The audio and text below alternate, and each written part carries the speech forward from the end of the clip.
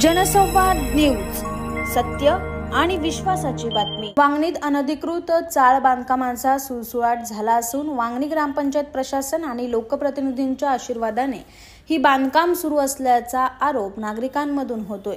महत्त्वाचं म्हणजे वनेतर कामास बंदी असलेल्या जागांवरील अनधिकृत चाळ बांधकामांबाबत स्थानिकांनी तक्रार करूनही वनाधिकारी केवळ थातूरमातूर कारवाई करत असल्याने नागरिकांमधून संतापाची लाट उसळली आहे। वांगणी ग्रामपंचायत हद्दीतील सूर्योदय नगर भागात गट नंबर 138 मधल्या प्लॉट्सवर वने कायदा लागू झाल्यामुळे चाळ तसेच इमारत बांधकाम पूर्णपणे बंदी आहे। असे असताना नियम धाब्यावर बसवून काही चाळ माफिया बिनधास्तपणे अनधिकृत बांधकामे करीत आहे। याबाबत सूर्योदय नगरच्या रहिवाशांनी काही दिवसांपूर्वी अंबरनाथचे तहसीलदार अमित पुरी, बदलापूरचे वनपरिक्षेत्र अधिकारी धारवणे तसेच वांगणी ग्रामपंचायतीच्या सरपंच वनिता आढाव यांच्याकडे लेखी निवेदन देऊन कारवाईची मागणी देखील केली होती। मात्र 10 दिवस उलटूनही हे बांधकाम थांबलेलं नाही। वनाधिकाऱ्यांनी बांधकाम बंद ठेवण्यासाठी तोंडी आदेश देण्याखेरीज कोणतीही कारवाई केलेली नाही।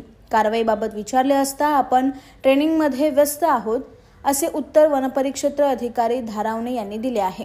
वांगणी ग्रामपंचायत प्रशासनाने तर आपला या बांधकामाशी काही संबंध नाही अशी भूमिका घेत डोळे झाकून घेतले। त्यामुळे या भूमाफियांचं चांगलंच फावलंय। कायदा धाब्यावर बसवून त्यांनी राजरोसपणे काम सुरूच ठेवलं आहे। त्यामुळे या सगळ्या अनधिकृत बांधकामांमध्ये ग्रामपंचायतीचे लोकप्रतिनिधी, वन कर्मचाऱ्यांचे आर्थिक हितसंबंध तर गुंतलेले नाहीत ना, असा आरोप सूर्योदय नगरच्या रहिवाशांनी केलाय।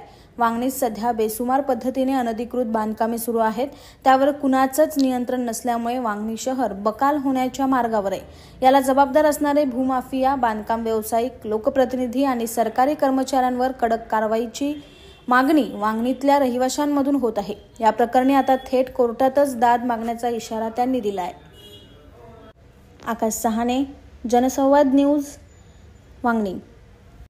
जनसंवाद न्यूज, सत्य आणि विश्वासाची बातमी। आजच सबस्क्राइब करून बेल आयकॉनला क्लिक करा आणि पहा ताज्या घडामोडींचा अचूक अंदाज आपल्या मोबाईलवर।